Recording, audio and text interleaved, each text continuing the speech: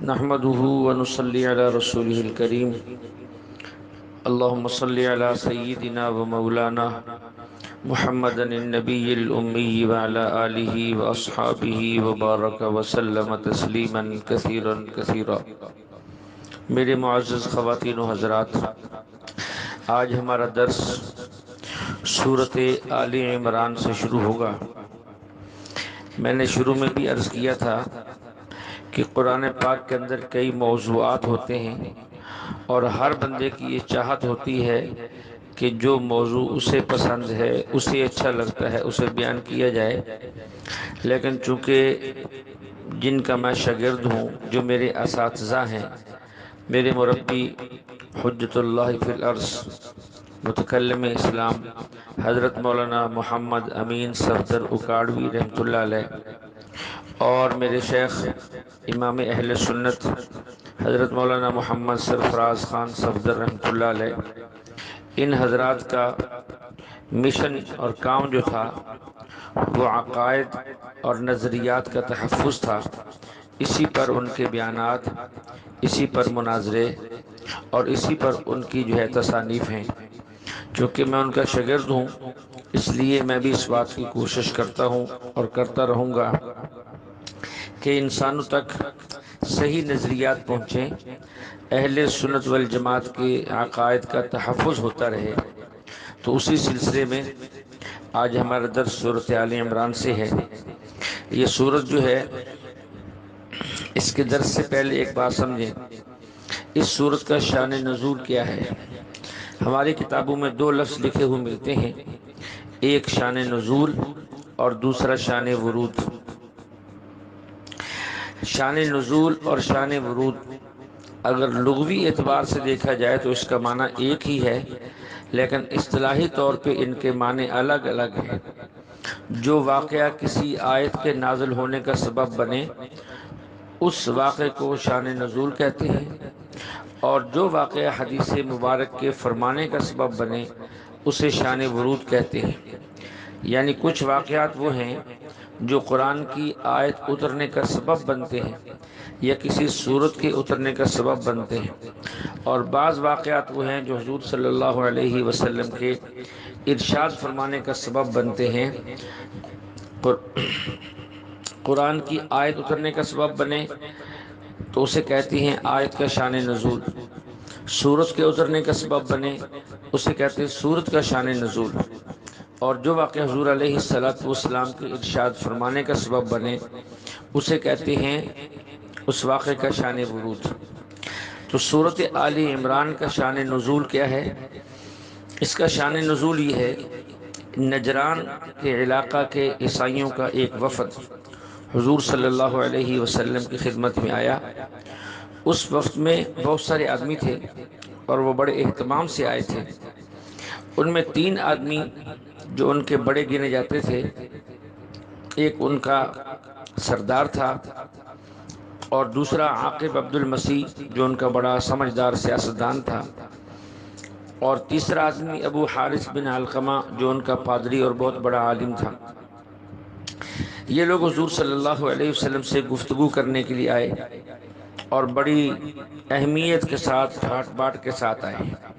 حضور صلی اللہ علیہ وسلم نے بھی ان کو مقام دیا، جگہ بھی دی، رہائش بھی دیا، اور ان کے ساتھ خوب کھل کے آپ علیہ السلام نے گفتگو کی۔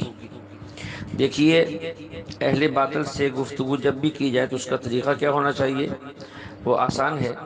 ان سے یوں کہا جائے کہ جو دلائل تمہارے پاس ہے تم پیش کرو، اور جو ہمارے پاس دلائل ہے وہ ہم پیش کریں گے۔ تم اپنا مذہب سمجھاؤ، ہم اپنا مذہب سمجھائیں گے، اور بات دلیل سے ہوگی۔ حضور صلی اللہ علیہ وسلم نے اس وقت کی بڑی رعایت کی، اتنی رعایت کی کہ یہ مدینہ منورہ میں ٹھہرے ہوئے تھے۔ آپ علیہ السلام نے فرمایا، انہوں نے کہا کہ ہم مسجد نبوی میں نماز تو پڑھیں گے، لیکن ہم منہ جو ہے وہ تمہارے کعبہ کی طرف نہیں کریں گے، بلکہ ہم اپنے کعبہ بیت المقدس کی طرف کریں گے۔ حضور علیہ السلام نے فرمایا، ٹھیک ہے، ہمیں کیا اعتراض ہے؟ تمہارا مسلک ہے، تمہارا دین ہے، تم جدھر مرضی کرو، اس سے ہمیں کوئی اختلاف نہیں ہے، لیکن جب بات ہوگی تو پھر دلیل سے ہوگی۔ تو یہ باتیں بعض دفعہ بڑی مفید ہوتی ہیں۔ ہمارے دوستوں میں مولانا محمد الیاس گمن صاحب فرماتے ہیں کہ میرے پاس سرگودا میں مرکز اہل سنت میں علماء اہل بدعت یعنی علماء بریلیوں کا ایک وفد آیا، کچھ مشورہ بھی تھا اور کچھ جو ہے ان کے ساتھ بعض موضوع پر گفتگو بھی تھی۔ ہم نے ان کو کھانا بھی کھلایا، بات بھی چلتی رہی مختلف مسائل پر اور مختلف عبارات پر۔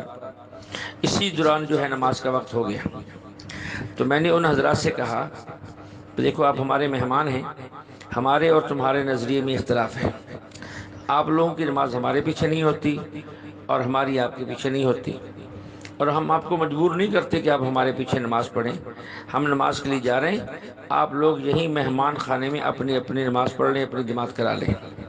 مولانا فرماتے ہیں کہ میری اس بات سے وہ لوگ اتنے خوش ہوئے کہ کمال ہو گئی ہے، یہ عجیب آدمی ہے کہ ہم ان کے گھر میں موجود ہیں، ان کے مدرسے میں موجود ہیں، اور یہ ہمیں کھلے دل سے کہہ رہا ہے کہ تم اپنی نماز پڑھ لو۔ تو وہ کہنے لگے جی ہماری تمہارے پیچھے ہو یا نہ ہو، لیکن آج ہم تمہارے پیچھے ضرور پڑیں گے۔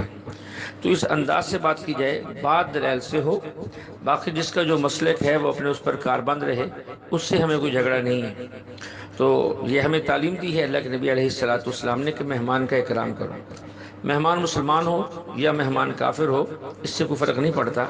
من کان یؤمن باللہ والیوم الآخر فلیکرم ضیفہ، یہ بخاری کی روایت ہے کہ جو شخص اللہ اور قیامت کے دن پہ ایمان رکھتا ہے وہ مہمان کا اکرام کرے۔ گفتگو کے آداب کیا ہیں؟ گفتگو کے آداب یہ ہیں کہ جس طرح کا بندہ مد مقابل بولائیں، جس طرح کی بات وہ کریں، اسی طرح کا جواب دیا جائے۔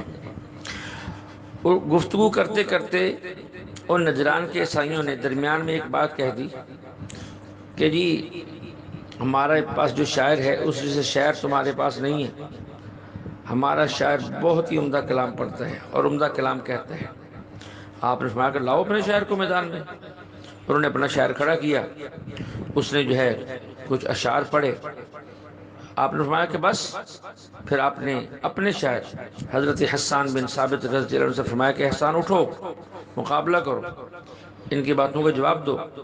حضرت حسان نے جب اشعار پڑھے تو عیسائیوں کے دانت کھٹے ہو گئے۔ انہوں نے کہا جی کہ واقعی آپ کا شاعر ہمارے شاعر سے بہتر کلام پڑھتا ہے۔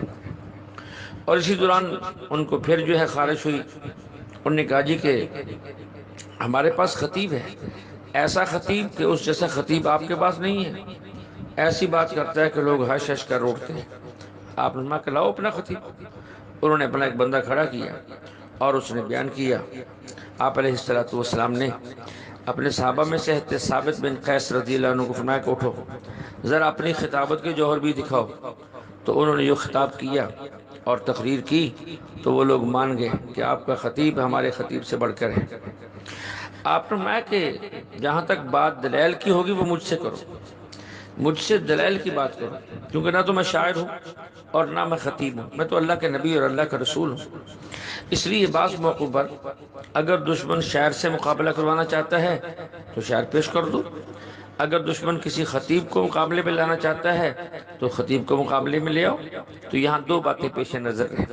عوام سے گزارش یہ ہے وہ خطباء کا اور شعراء کا مذاق نہ اڑایا کریں، یہ لوگ وہ ہیں جو اللہ کے نبی علیہ السلام کے مددگار رہے۔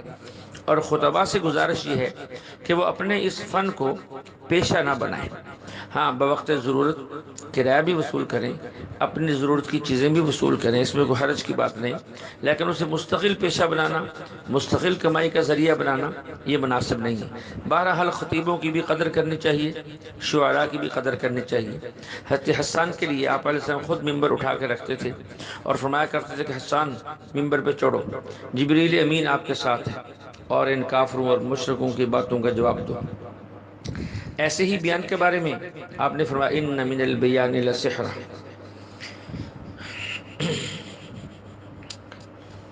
بخاری کے اندر یہ روایت ہے کہ بعض خطیبوں کی خطابت ایسی پر اثر ہوتی ہے جو بندے پہ ایسے اثر کرتی جیسے جادو اثر کرتا ہے۔ خیر بات چل رہی تھی، حضور علیہ السلام نے فرمایا کہ بھائی میرے ساتھ کوئی بات کرو، دلیل کے ساتھ کرو۔ مسئلہ شروع ہو گیا۔ وہ عیسائی عیسیٰ علیہ السلام کو خدا کہتے ہیں، آپ علیہ السلام نے ان کی اس دلیل کو توڑا، عقلی دلیل سے دلیل توڑی۔ فرمایا ان عیسیٰ یأتی علیہ الفنا، عیسیٰ تو وہ ہیں جن پر موت آئے گی۔ کیا خدا پر موت آتی ہے؟ فرمایا کہ عیسیٰ پر موت آئے گی، کیا خدا پر موت آتی ہے؟ حالانکہ عیسائیوں کا عقیدہ اس سے الگ تھا۔ عیسائیوں کا عقیدہ یہ تھا اور یہ ہے کہ عیسیٰ علیہ السلام پر موت آئی، سولی پہ چڑھے، پھر ان کو زندہ کیا گیا، پھر آسمان پہ گئے۔ اور جبکہ ہم مسلمانوں کا نظریہ اور عقیدہ یہ ہے کہ عیسیٰ علیہ السلام کو نہ سولی پہ لٹکایا گیا، نہ قتل کیا گیا، نہ ان پر موت آئی، تو اللہ کے نبی علیہ السلام نے ان کے عقیدے کو نہیں بیان کیا، بلکہ وہاں بھی اپنے عقیدے کو بیان کیا کہ ان عیسیٰ یاتی علیہ الفنا، یہ نہیں فرمایا ان عیسیٰ اتا علیہ الفنا، تاکہ بندہ کہیں بھی ہو، کیسی بھی گفتگو میں ہو، اپنے عقیدے سے ذرا بھر بھی ادھر ادھر نہ ہو۔ حضور علیہ السلام نے یہ بات ہمیں سکھائی کہ عیسیٰ تو وہ ہے جس پر موت آئے گی، اور جس پر موت آتی ہے وہ خدا نہیں ہوا کرتا، اور جو خدا ہوتا ہے اس پر موت نہیں آتی۔ تو وہ لاجواب ہو گئے، ان کے پاس اس کا جواب نہ بن پڑا۔ آپ نے اس آیت کی شروع کی آیت بھی پڑھی، الف لام میم، اللہ لا الہ الا هو الحی القیوم، کہ اللہ وہ ہے جو خود بھی زندہ ہے، دوسروں کو بھی زندہ رکھتا ہے۔ تو جو خود ہی زندہ نہ رہے اسے تم خدا کیسے مانتے ہو؟ کچھ تو عقل سے کام لو۔ یہ عقلی دلیل تھی۔ اسی طرح پھر حضور علیہ السلام نے ایک نقلی دلیل بھی اس سے اگلی آیت پڑھ کر سنائی، نزل علیک الکتاب بالحق۔ آپ علیہ السلام نے فرمایا اللہ وہ ہے جس نے انجیل نازل کی، تورات اتاری، زبور نازل کی، یہ کتابیں اتاری۔ عیسیٰ علیہ السلام نے کتاب نازل نہیں کی، بلکہ ان پر کتاب نازل کی گئی۔ خدا وہ ہوتا ہے جس پر خدا وہ نہیں ہوتا جس پر کتاب اترے، خدا وہ ہوتا ہے جو کتاب اتارے۔ تم نے کیسے ان کو خدا مان لیا حالانکہ ان پر تو کتاب اتری ہے، انہوں نے کتاب اتاری نہیں۔ دیکھیے حضور علیہ السلام نے کس اچھے انداز سے، کس سلجھے ہوئے انداز سے دلیل عقلی بھی دی اور دلیل نقلی بھی دی۔ اس کا ان کے پاس کوئی جواب نہیں تھا۔ جب دلائل سے وہ لوگ ہار گئے لیکن ماننے کے لیے پھر بھی تیار نہیں تھے، تو اللہ جل شانہ نے حل بتایا ہے کہ پہلے ویسے سمجھاؤ، ویسے نہ سمجھے تو مناظرہ کر لو۔ اگر مناظرے سے بھی وہ لوگ نہ مانیں، پھر بھی ضد کریں، تو پھر مباہلہ کر لو۔ تو اسی صورت کے آگے چل کر اس مباہلے کا ذکر ہے۔ آپ علیہ السلام نے فرمایا کہ اچھا فمن حاجک من بعد ما جاءک من العلم فقل تعالوا ندعو ابناءنا وابناءکم ونساءنا ونساءکم وانفسنا وانفسکم ثم نبتہل فنجعل لعنت اللہ علی الکاذبین، کہ پھر مباہلہ کر لو۔ ہم اپنے بیٹوں کو بلاتے ہیں، تم اپنے بیٹوں کو لاؤ، ہم اپنی عورتوں کو لاتے ہیں، تم اپنی عورتوں کو لاؤ، ہم خود آتے ہیں، تم خود آؤ، پھر مل کر ہم دعا کرتے ہیں، نبتہل، پھر مل کے سب مل کے دعا کرتے ہیں اللہ سے، اے اللہ جو ہم میں سے جھوٹا ہے اس کو ہلاک کر دے۔ تو مباہلہ یہی ہے، اسی کا نام مباہلہ ہے۔ جب ضد کی وجہ سے کوئی فریق نہ مانے اور دلائل کی جنگ ہار جائے تو پھر دونوں فریق مل کے دعا مانگیں کہ اللہ ہم میں سے جو جھوٹا ہے اس پر اللہ کی لعنت ہو، اللہ کا ان پر قہر نازل ہو اور وہ برباد ہو جائے۔ آپ علیہ السلام نے فرمایا کہ پھر مباہلہ کر لو، اور آپ اٹھ کے گھر تشریف لے گئے کہ مباہلہ کی تیاری کرو۔ آپ علیہ السلام جب گھر سے تیار ہو کے نکلے، حضرت حسن بھی ساتھ تھے، حضرت حسین بھی ساتھ تھے، حضرت فاطمہ رضی اللہ عنہا بھی ساتھ تھیں۔ عیسائیوں کے عالم نے جب دیکھا کہ آپ علیہ السلام تو سب کو لے کر آ گئے، تو اپنے ساتھیوں سے کہنے لگے مباہلہ نہ کرنا، یہ جرم نہ کر بیٹھنا، یہ بے وقوفی نہ کرنا، اگر ان کے ہاتھ اٹھ گئے تو تمہاری پوری وادی نجران پر آگ برسے گی اور سب ہلاک ہو جائیں گے۔ اب بہتر یہ ہے کہ ان سے صلح کر لو۔ جب آپ علیہ السلام تشریف لائے، انہوں نے کہا جی ہم مباہلہ نہیں کرتے، ہم صلح کرنے کے لیے تیار ہیں۔ آپ نے کہا ٹھیک ہے، لیکن صلح ایسے تھوڑی ہوگی۔ صلح کا طریقہ یہ ہے یا کلمہ پڑھ کر مسلمان ہو جاؤ، یا پھر سالانہ ٹیکس دو اور ہمارے ماتحت رہو۔ اگر یہ دونوں باتیں قبول نہیں تو جا کے جنگ کی تیاری کرو، ہم بھی تیار ہو کے آ رہے ہیں۔ انہوں نے کہا جی ہم جزیہ دے کر صلح کرتے ہیں۔ آپ علیہ السلام نے ان کا جزیہ قبول کیا اور وہ لوگ صلح کر کے یہ وفد واپس چلا گیا۔ اس پر سورۃ آل عمران نازل ہوئی، اس کی تقریباً 200 آیت نازل ہوئی۔ تو یہ اس صورت کے نازل ہونے کا، یہ اس صورت کے نازل ہونے کا یعنی شان نزول یہ واقعہ ہے۔ اللہ جل شانہ سے دعا ہے اللہ ہمیں جو ہے کلام مقدس کو سمجھنے کی توفیق عطا فرمائے۔ اس کے ساتھ ہی آگے چل کر ایک آیت ہے قل اللہم مالک الملک تؤتی الملک من تشاء، کہ اللہ وہ ہے جس کو چاہتا ہے بادشاہ دیتا ہے، جس سے چاہتا ہے ملک چھین لیتا ہے، جس کو چاہتا ہے عزت دیتا ہے، جس کو چاہتا ہے ذلت دیتا ہے۔ عام طور پہ ہمارے دماغوں میں یہ بات گھسی اور پھنسی ہوئی ہے کہ جس کو حکومت مل جائے ہم چاہتے ہیں عزت مل گئی، اور جس کو حکومت نہ ملے ہم چاہتے ہیں یہ ذلیل ہو گیا۔ حالانکہ ان دونوں باتوں کا آپس میں کوئی تعلق نہیں ہے۔ عزت کا تعلق ملک ملنے سے نہیں، اور ذلت کا تعلق ملک ملنے سے نہیں، ملک نہ ملنے سے نہیں۔ تاریخ عالم اٹھا کر دیکھ لیں، اکثریت وہ ہے جن کو ملک نہیں ملا لیکن اللہ نے عزت دی ہے۔